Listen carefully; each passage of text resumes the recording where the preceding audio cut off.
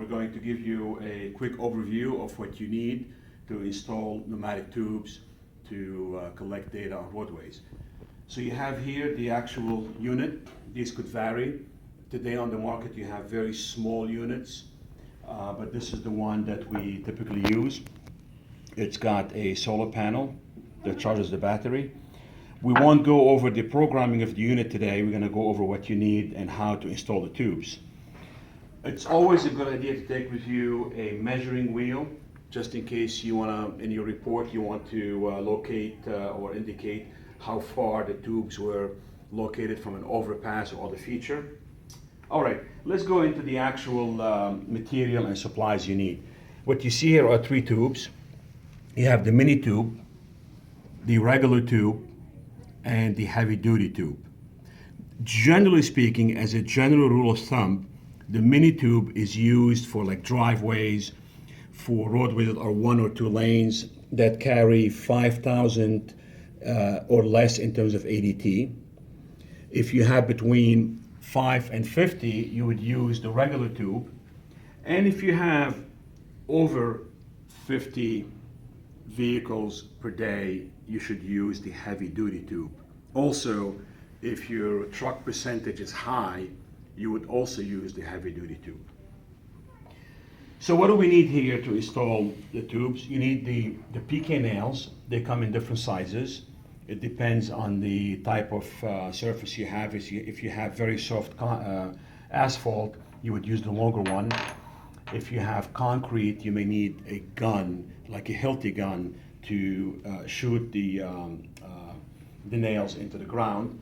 Then you have the brackets, and in the end, that's how you do it. At the end of the hose, the end of the pneumatic tube, you would close the tube with a PK nail. It's very hard, but you push it in very, very tight.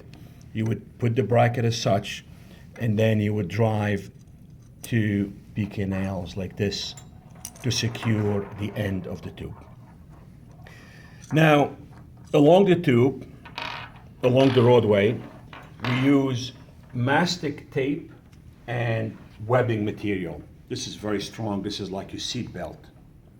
The way the webbing material goes on the tube, it wraps around the tube like this, and then we drive a nail approximately about 1/2 inch from the tube. You don't want, when the nail is driven, you don't want the webbing material to close the tube, but you want it to hold it tight. Then you need to take with you scissors, a knife, mastic tape.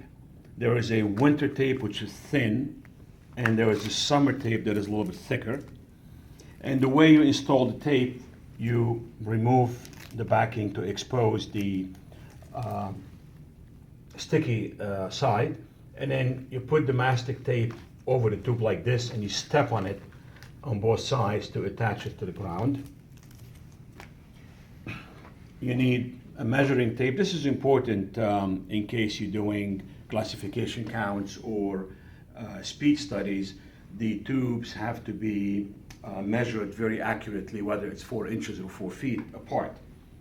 You need a hammer, a crowbar, a brush. A lot of times the roadway has debris and dust, so you clean it before you put the tube. A torch, in case it's cold, you may need to warm up the surface a little bit. In case sometimes when it's wet, this may work to dry the surface material. A chain and a lock to secure the ATR unit. So before going to the field, it's a good idea to measure and to cut your tubes to the right measurement, so when you go, you have everything already set, so you install it.